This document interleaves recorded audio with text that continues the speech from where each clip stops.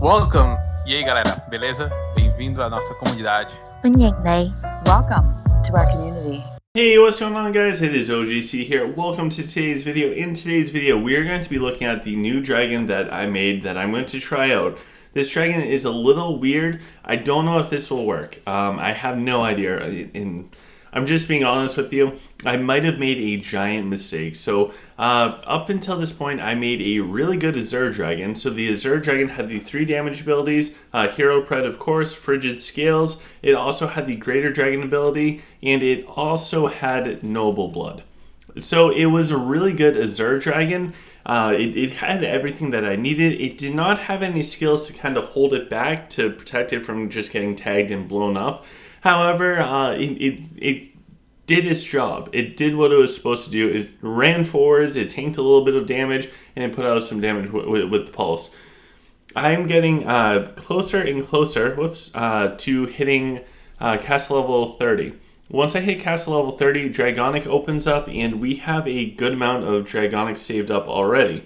So if we look for our Dragonic real quick, which is here, and because I'm on camera, I get so nervous that I overlooked it. It's right here. We have almost 1.2 million Dragonic. We also have a ton of the 7-day gift stuff, so if we wanted to, we could have 1.6 million Dragonic, which means no matter what, we will have 109 in one of the trees, and we'll be very close to having 109 in a second tree of the Dragonic, possibly getting that second tree as well. So I was thinking about all of this stuff, and yeah, I think Noble Blood early on in the game, I'm castle level 28. I think Noble Blood's huge. At this point in the game, is probably more so for the damage reduction. It gives everything, like that 15% physical damage resistance. Just because if we look at my swords and stuff, they don't have much natural defense. So yes, they have, my body's kind of over it. They have 29 for both physical and magical resistance, but that's nothing too crazy. Even their evade is 14. So they're going to get hit, they're going to take a lot of damage. So having that Noble Blood with almost extra 15% from the physical damage, that's huge. Their health pool is really low. So if we look at 22,000 health, 1% healing of that is really not going to be that much. It's going to be a really small amount, and even if we take a look at heroes, I think our highest level hero is probably Nora, and she has 67,000 health. So the healing portion from Noble Blood at late game, and probably parts of mid game as well, especially depending on your race or how strong your heroes are, no argument. It's by far the best. You need that huge healing, once you start adding in healing efficiency, healing receive, that Noble Blood is going to be doing well over 1% per second for everything. My Nora is going to be healing 670 health per second. Like, that's not that much. My swords are going to be healing like 200 health per second. I just don't see it as super beneficial at this point in time. So I tried doing a brand new thing. And I don't know if it's going to work. So I'll show you what I did, and I hopefully I didn't screw up at everything too much. And I'll also let you know probably next week after I've done a bunch of testing with it, how I'm liking it. So we're going to jump in. First thing that you can see, we have an Onyx dragon. If anybody from the past, I love Onyx dragons.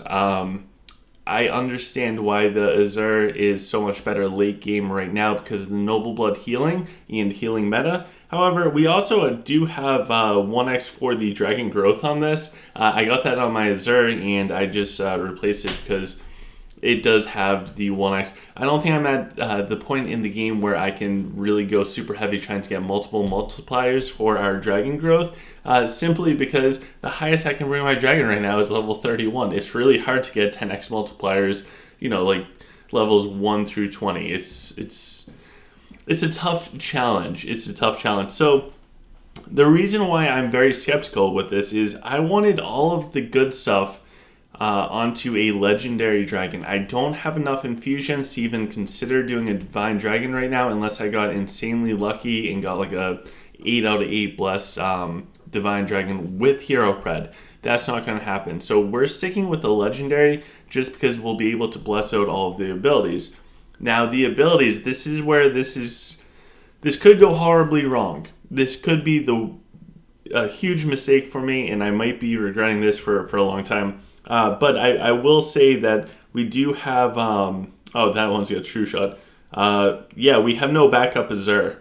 So I thought I had a backup Azure. I guess we don't. So when we look at the abilities for this, I'll walk you through my logic on why I did what I did. So first of all, we have Hero Pred.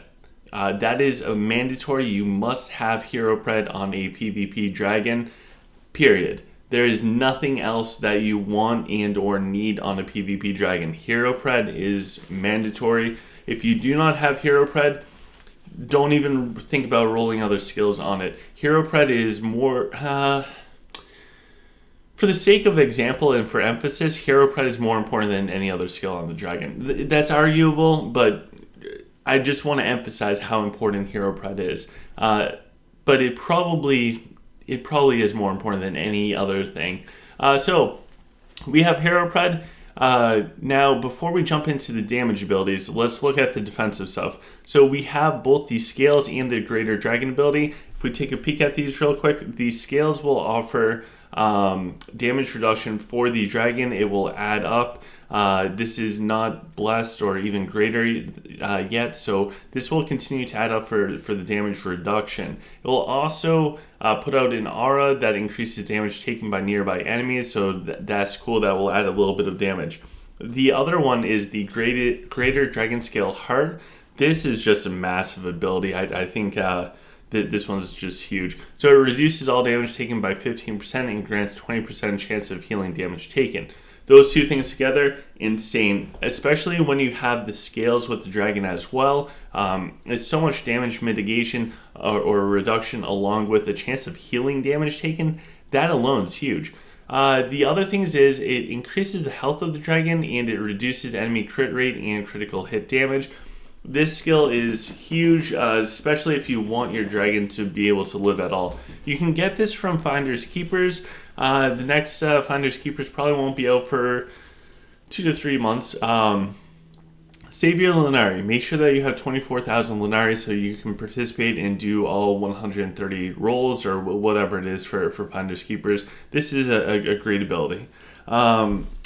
That does not mean that you just get this ability from Finders Keepers. We have to wait and see what the new ability is. But I did want this on my dragon.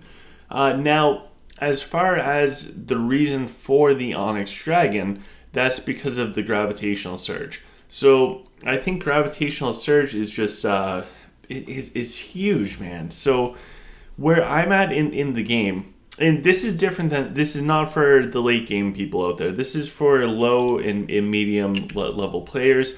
So the reason why the Gravitational Surge is so big is because it offers so much CC. It puts out 3 black holes at the beginning of the battle.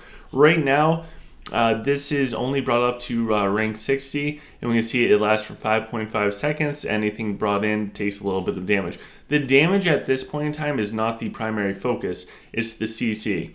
So it's hard crowd control. Oh, I guess we need 400 Dragon Glass to get to rank 60. My bad. So we're still at rank 3 or tier 3.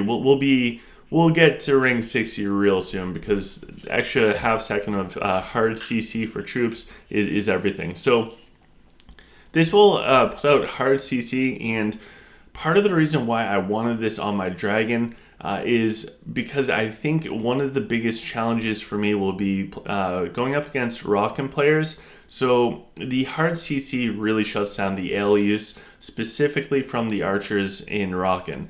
So my thought is, if I struggle with Rockin, then having the Gravitational Surge followed up with the Cleo's Black Hole, which I do not have Cleo, by the way, so this is my only form of hard CC. I really wanted some form of hard CC outside of Rufio. And by hard CC, guys, what I mean is it straight up stuns the troops.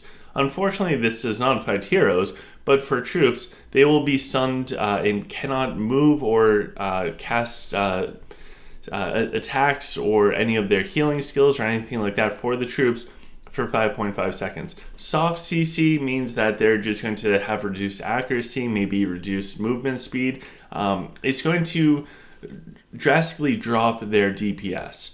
Hard CC, they have 0 DPS. So that being said, Rock and Ale won't be effective if they try using it while they're hard CC'd. So I think that the greater gravitational surge, if you're going to go with an Onyx, this is a must-have for it, along with the scales. The scales for the Onyx is huge for damage. The other thing that I threw on was the other greater dragon ability at this point in time, which is the Dreambreaker. With the Dreambreaker, I think that this will just help, and it should complement the gravitational surge very well. So it will create, right now it will create 4 Dreambreakers at random positions. This is a really good soft CC. So gravitational surge is hard CC, 100% stuns the troops for 5.5 seconds. This is soft CC. It reduces the attack speed and evade chance, and it lasts for a period of time, and it deals damage. Between the Dreambreaker and the gravitational surge, it should hold my dragon back for a little bit. So I think that is that's probably pretty good to keep my dragon alive. And more on that in a minute. We also have the Arcane Blessing. So I think Arcane Blessing is this is a massive skill for any dragons that have abilities that they cast, like everyone. Simply because it reduces the ability cooldowns by quite a bit. So the ability cooldown reduction from Arcane Blessing stacks with Affliction, and it also stacks with other things, say Energy Pulse. The other interesting thing with Arcane Blessing is it increases magic damage and healing efficiency. So both of those things are very, very big and very important. Where I'm at in the game, dragons still pump out a lot of damage. Later on in the game, this is probably going to be less about the magic damage and more about the healing efficiency and the cooldown reductions. The last skill that I have is Energy Pulse. So my rationale for Energy Pulse is, should anything get close to my dragon, or say that the fight goes on for a little bit and my dragon does make it to the front line because he's going to charge forwards. He's a dragon. Eventually, he'll probably make it kind of close to the front line unless they jump a Rufio in super deep onto my dragon, and then in that case, I'm fine with it because my dragon can sit back and keep pumping out the Dreamweavers. So Energy Pulse puts out some damage. It's like 1,000 damage. By bringing it up, it reduces the pulse interval by seconds every time it goes up. Those seconds reduction for the cast time on Energy Pulse will also stack with Arcane Blessing. It will also stack with the Affliction Tree, so they can put out pulses quite a bit. Now, what I'm missing on this dragon, I'm missing one skill in particular. I'm missing Magic Swell. So Magic Swell is a huge skill that every time the dragon casts an ability, it puts out it looks like a pulse, but I don't want to confuse it with Energy Pulse. It puts out a aura around it that does a tiny bit of damage and reduces the enemy's magic resistance. The important part of that is it reduces the enemy's magic resistance and is triggered every time the dragon casts a skill, and it all stacks.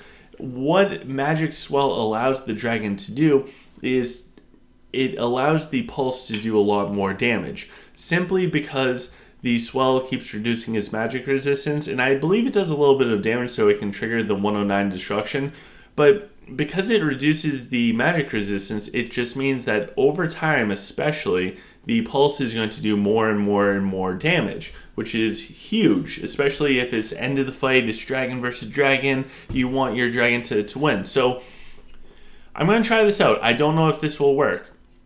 The reason why I don't know if it will work is I'm trying to do a lot and hit a lot of target areas for what I want to get out of the dragon on a legendary. If this was a divine dragon and it was all blessed out, I'd feel a little bit more comfortable having Magic Swell there. However, I think between the scales and the dragon scales, the greater ability, I think that's huge for survivability. Plus, the corrosive scales adds a little bit of damage. The 3 hole punch I want regardless for hard CC. We have the Dreambreaker for soft CC. And I guess what I should say is the reason why I added Energy Pulse, because I could see the argument for like Cosmic Storm or something like that. The reason why I did put Energy Pulse there is where I'm at in the game, the Energy Pulse can still deal some decent damage. It's not going to do insane damage, especially without Magic Swell, but it just makes it so that if the dragon does make the front line, it has potential of doing something.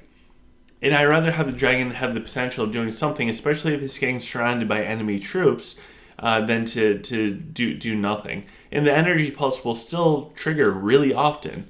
So whether it's stacking up the 109 destruction damage or whatever it looks like, I don't know if this is going to work. I just wanted to share with you guys the dragon that I'm going to try out. This could be a horrible failure. Horrible. But hopefully it makes sense for my rationale for picking different skills. Again, if this was later on in the game, or say late game, and we don't have an Azure Dragon, then Cosmic Storm would probably be a million times better than Energy Pulse. However, I still think that where I'm at, Energy Pulse is going to be still going to be valuable. It's still going to do some decent damage. And it triggers very frequently once we start adding on the Affliction and everything else. So once I get the Dragonic unlocked, I think, and this is not what I recommend to people, this is the exact opposite of what I recommend for other people to do, but I think we're going to go with Affliction to 109 first, and then we're actually going to go with Destruction to 109, and we're going to do Protection last. Last time I brought up a dragon with doing Dragonic, I went Destruction first, then Affliction second, and Protection third. And I remember it very clearly. It was a July of some year that I was able to get all three to 109. With this, I have a feeling between the Gravitational Surge and Dreambreaker that the dragon will stay backline long enough, especially if they jump in their Rufio, which you could argue Protection would absolutely keep it alive a little bit longer. I think the dragon's going to stay in the back long enough to really pump out some serious damage. And if you guys remember early on or lower levels, Gravitational Surge with the 109 Destruction does do a lot of damage. So I don't want to miss out on that window of time where that's super relevant. And the 109 Affliction, that's huge for everything, just to keep everything alive a little bit longer. But that will stack very nicely with the Dreambreaker. It will stack very nicely with the Black Holes. It could stack really well with the Energy Pulse. No, I guess my dilemma is 109 Affliction, regardless, I'm doing that one first. Then it's, do I do Destruction or Protection? And I think if this was an Azure Dragon, I would absolutely go Protection, because all the healing efficiency is some more tanky dragon.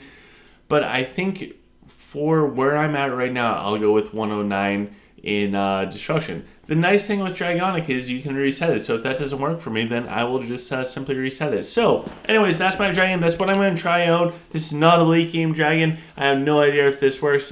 Stay tuned for next week or the live stream on Saturday night when we're in the dual tower, and we'll be able to see how this dragon is performing. So with that, please smash the thumbs up button, like, share, subscribe, all of that amazing good stuff, and I look forward to seeing you guys soon. Have a wonderful day.